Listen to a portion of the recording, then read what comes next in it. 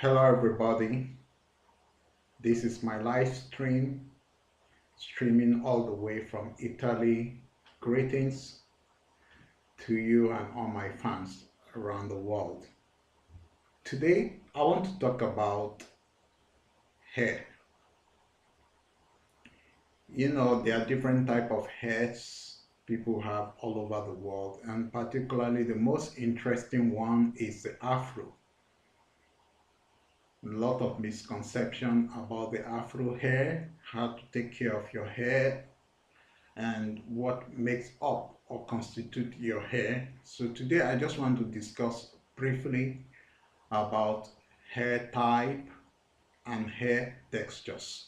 These are two different things entirely. So we are going to see them, and then we can now make a comparison and then see where we fit in and how it will be beneficial to us. So I want to first of all start by saying that when you travel to other countries, you will find people with different hair types. For instance, when I left my country, I came to Europe, I understood that the hair texture here in Europe is a bit different from that in Africa. And there are little understanding about hair texture of the Afro type and how to take care of it. It's very difficult for Africans in Europe and diaspora and in America to go to a salon run by maybe Europeans or white people, because they may not know how to handle your hair. And other countries, even like China, South Korea, it's very few people that knows how to handle the Afro hair. The Afro hair poses a lot of challenges, and I want to dispel certain myth about the Afro hair, why the African plait hair, just as I do, and the implication for the cosmetic industries. And because we know that a lot of people want to make money, they may tend to discourage your culture and decided to sell their shampoo. But I think it is high time to embrace all kind of culture, all kind of method to take care of hairs of different type of races and what they have built on over the centuries. So let me just start by showing you something very, very interesting about, I will start with hair types first so that we can get more clarity about what it is. Now, when you look at this, you could see like we have different type of hair types here. So I'm going to show you the implication and what it means, and how we can understand and make meaning out of it. First of all, let's go to this chart here, which I find on this website, afrochickbeauty.com. I have to reference it for you. You could see that we have 4 types of hair. And from the look of this diagram that you are seeing here, we are talking about type. And type has to do with just the visual, appearance of the hair. We are not talking of this texture for now. So the first one, as you can see, is a very straight hair. The second one, it's a bit coily and a bit wavy. Let me put that. From 3 to 4, you could see coils and a different level of coils. You understand? So you could see that most Europeans tends to fall between type 1 to type 2, and African mostly type 4 and also type 3. But in between, type 3 to type 4 here, you could see different texture of coil.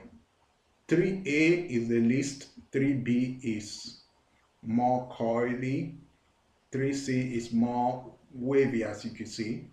But when you get to 4, which is the predominant one in countries like Nigeria, let's go down to the chart here. So let's say 4A hair type, you could say it's more condensed a bit. The coil pattern type A has coil similar to number 3. Wow, that's very interesting, similar to number 3. Regarding its textures, type 4 hair has quite soft feel. It's not taken care of. This hair strand can break easily. Type 4 hair tends to have high porosity. Let's use the word porosity. Porosity is the ability of water to percolate or penetrate or flow or air or whatever to pass through your hair, because you know the coils get entangled. So what they are saying of high porosity, that means the coils are not compact. Unlike you could see type 4B is more compact a little, but it's still porous than type 4C. You could see this is the most compact, as you can see here. So what did they say of type 4C? It is tight, densely packed coils. The hair has quite a kinky texture that appears dense. You know, when I was growing up in Nigeria, and you know, some ladies that have this kind of thick, tightly packed hair, and when they try to leave it to grow, it become more like, sometimes we make fun, become more like a forest. It gives you the appearance of, you know, density, just as you could see what happened to this lady's hair. So this is a problem when it comes to how to take care of it by the Europeans. They have little understanding of the Afro hair. The Asians have little understanding, and this problem translates to mixed marriage when you are married to people outside your race as an African, and they want to take care of your baby's hair. If you mix marriage, maybe African Asian, they began to struggle because the hair texture is, the hair type is quite different from theirs, and they have no clue on what to do. So let me begin to explain certain things about the Afro hair. In the first instance, let me say that the Afro hair is this. The Afro hair is not straight, it's coily. So it is like a spring. The Afro hair have a springy effect. So it is very deceptive in that you might look an Afro hair to be like this, but when it is stretched, it could become like this. And this is the problem in the barbing salon, because when you go to the barbing salon, what the European does is they will just comb their hair, those hair that are type 1 or 2, they will just put a comb, they will comb it up, you understand? Sometimes they will hold it and then cut it with a scissors. They call it trimming.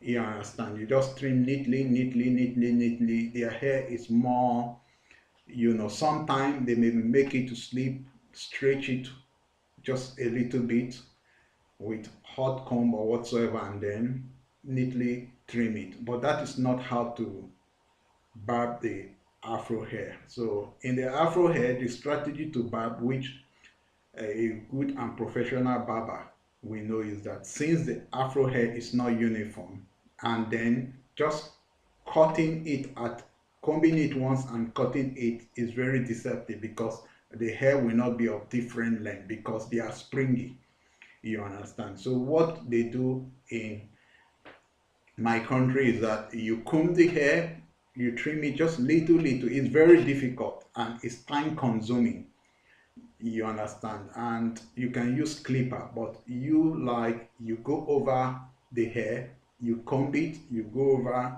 like the top of the hair, you cut it little little, you comb it, because every time you comb it, the ones that are not well stretched will get stretched. Then you barb just at the top little by little, especially when you don't want to cut it to the skin. If you want to cut it to the skin, it's a different approach.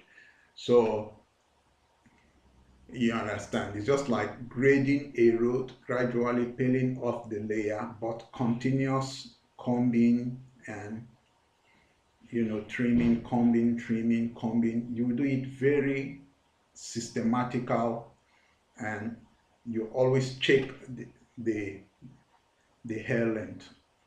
And secondly, the problem of the Afro hair is much that when a mixed race, like I have a lady, she gave birth to a mixed race baby, an American lady, so she doesn't know how to take care of the hair. She keep rubbing it with a lot of oil. She said the hair is a little bit difficult. She will put a lot of oil, a lot of chemical. She will try to comb the hair. The hair seems to get straight anytime she does that. But that is the worst thing you could do to an Afro child, because coily hair get entangled, and every time you try to comb it, when it gets dry, the entanglement grows, you understand. Every time you try to comb it, it could be very painful, very very painful. So I could explain the way to comb the hair and why you have to minimize combing it all the time, because it could be very painful. So you don't need the hair naturally don't need so much amount of oil, chemical. It makes children to be uncomfortable. It could bring heat to the hair. It could make them to be easily irritable. And she confessed, when I tried to ask her, I said, my daughter, that's the American lady that have the half mixed race baby, said my daughter hates when I comb her hair. Sometimes she scream and push me off. You understand? Maybe, you know, and some of the, well, I knew of the lady, she has what we call the repetitive syndrome. You like to do something over and over and over. The white likes to be that meticulous, you understand. But the African, we work by oral tradition. We are very good at memorization, and we use, like when we play music, we don't look at book. We use a lot of memory, you understand. So there is systematic way of handling the hair. You don't have to comb it all the time. You don't have to. That's not how to preserve the Afro hair. You have to recognize that after combing it 1 hour, in the next 10 hours, depend. People have different rates. It will get interlocked again.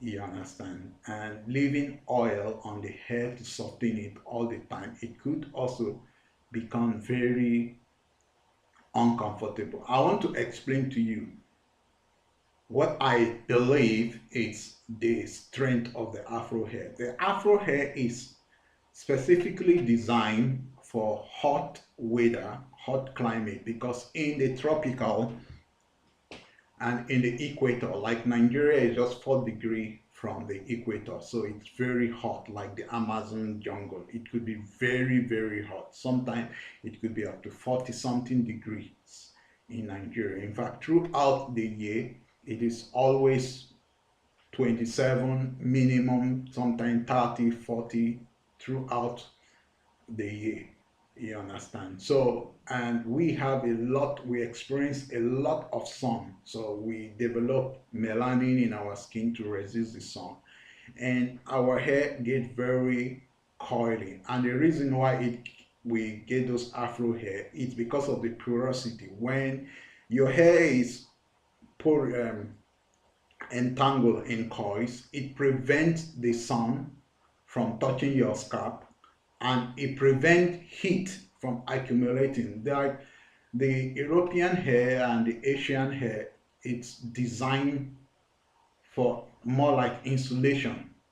It generates very hot. I mean, it's like when hair are in straight strand, they tend to slip closely to the skin, you understand, and they act as a buffer and they prevent air, except the hair is flowy or a little bit coily. So, but in the coily pattern, air bubbles accumulate under the porosity. You know, it's not completely closed, it's not completely thick as people imagine. There is some air bubble that are trapped inside the air. So it is insulated from the sun, so it gives you a kind of cooling effect, especially when we take our bath. It is difficult to like dry all the water from your hair, so your hair is a little bit moisture. The African hair, like when I take my bath, I feel the cooling effect of my bath after maybe 3 hours or 4 hours. My head continue to get, I feel the cooling effect, especially when I didn't use the blower or the dryer. My hair keep getting calm, cool, and it is not very good for cold weather like in Europe. Keeping afro hair and not blowing your hair very well when you take your bath, you could freeze because that's the effect of the hair. It gives you the cooling sensation, but it's better in summer to keep afro hair. So these are some of the myths I want to dispel. And why do Africans plait their hair? It has to do with your cultural identity and what you make of your hair over. It's a tradition that have been built over the century, and it has its health benefit. One of the health benefits of plaiting your hair is we let me explain to you. When you want to like comb your hair, you understand, your hair get very interlocked, so it's difficult to comb your hair, you understand. So and you have to like put water on your hair to comb it or whatsoever. So plaiting your hair make you relax from using chemical relaxer, because sometimes we have to relax our hair to make it a little bit more wavy and less entangled, so that it will be easier for us to comb our hair continuously. Because if you don't comb your hair, it becomes dreadlock. At this point, let me just point out something to you quickly before I round up what I'm saying. I want to talk about hair texture. It's very good that I talk about hair texture so that we can balance hair type with hair texture. Let me go back to the browser again. So now when you look at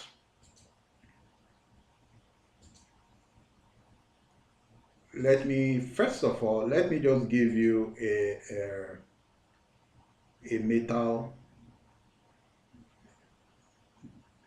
When you look at hair texture, you find that hair have different thickness and sizes of the thickness of the hair. Hair texture refers to the diameter or thickness of the individual hair strand of hair.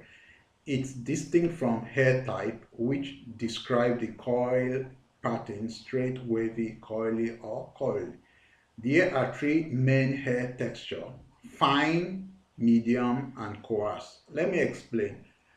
A coarse hair is a hair that the diameter of the hair is very thick. I think hair is made up of a chemical called, is it keratin, or I'm sorry, cortical or something of that nature, and it sort of have certain this thing that makes it to stand up straight, you understand. Lack of it can make it to coil, or depends on the strength of work or whatever of your hair, and depend on the mixture of the compound in your hair. So but in when we talk of hair texture, we are talking of the thickness depending on those strands that help to support your hair. A little bit lack of it can make it, and it's not very thick, it can be very fine and soft. So how do we know hair texture? Is not in, you cannot know the thickness of somebody's hair by saying, okay, because this person have an afro hair, it's very coily, therefore it is coarse. That is not what this is talking about. I, for instance, I have an afro hair, but my hair texture is not coarse. Coarse is the strongest, is the thickest hair. When you touch the hair, a coarse hair is somehow strong. It sort of resists your touch. It's like a feeling thing, because I come from a light family, so I have different hair texture. There's one of my sister who has afro hair, and she has a very coarse and very, I think she have 4C as the most tightly interlocked, and she also have a coarse hair. These are the two extreme. So I could see what happens to her hair when she tried to comb it. She could scream. It is very painful. It's one of the most painful sensation when such kind of people try to keep plenty hair. As a lady, she have to use relaxer, and in for the afro hair, there are three type of relaxer strength we use. There is super relaxer, which is, you know, very strong, and there is regular, and there is, you know, a relaxer that is fine. It's not, the strength is very weak. Super is very strong, normal relaxer or regular relaxer, and then the one that is very weak. Like for my hair texture, I can't use super relaxer. It will just like fry my hair or burn it. It becomes red immediately. So, but for the coarse hair, like the one my sister have, and it's also very thick and not easy. So you have to use super relaxer, maybe for like 10 minutes. You understand? Those hair can withstand high, you know, the strength of the relaxer. I think the relaxer contain a compound called hydro, um, just like, it's just like ozone, but it's like it burns your hair. You understand? But it's also very, it's not over my years. A relaxer is not very harmful to the hair, although it can give you the burning sensation. But when you relax the afro hair, it's very helpful because relaxer contain high amount of oxygen, and that is why your hair start growing rapidly. But what is more harmful to the hair are other chemicals, a lot of oil, a lot of shampoo, a lot of, if you destroy your acid stroke alkaline balance in your hair, it could be very um, painful. So these are the three type of hair. So my fall under the fine. My have is very soft, like a child's hair. I call mine like baby hair. You understand? And in the baby hair, it poses its own problem. We cannot use a relaxer on our hair. It's already too soft. If I bait now, my hair becomes coily, almost depends. It's easy to stretch, you understand?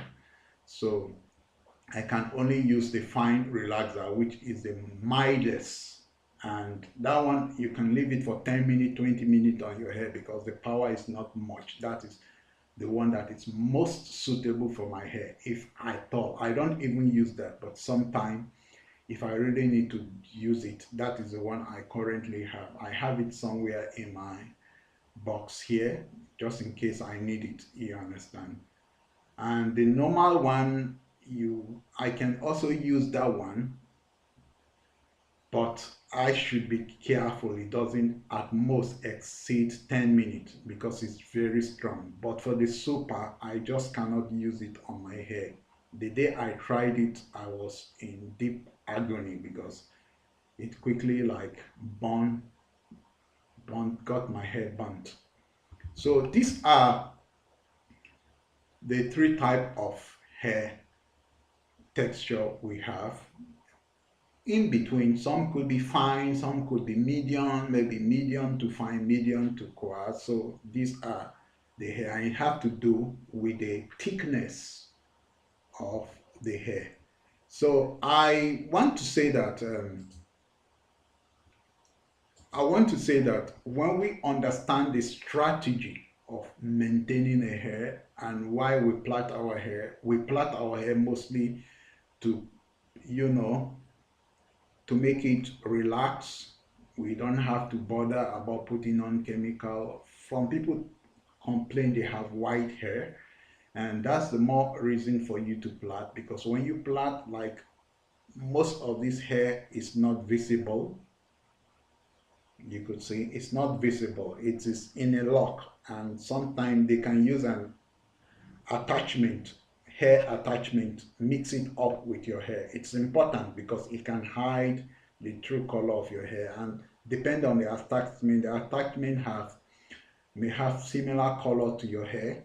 It could be gold, it could be to, like, the Africans have a way of mixing the right color and to completely eliminate your gray hair. Your gray hair can only be seen slightly from the scalp, just slightly, but it's not too conspicuous, and you could put on a cap or whatever decoration and leave your lock flowing, and it takes like 1 or 2 months before you lose your plaited hair. Depends on how long you want it to be, especially when you take care of it. If you don't take care of it properly, it could fall apart. You don't have to be touching it all the time because this is plaited. Something can go wrong, it can lose, and if you leave it more than 2 months, it could become dreadlocked.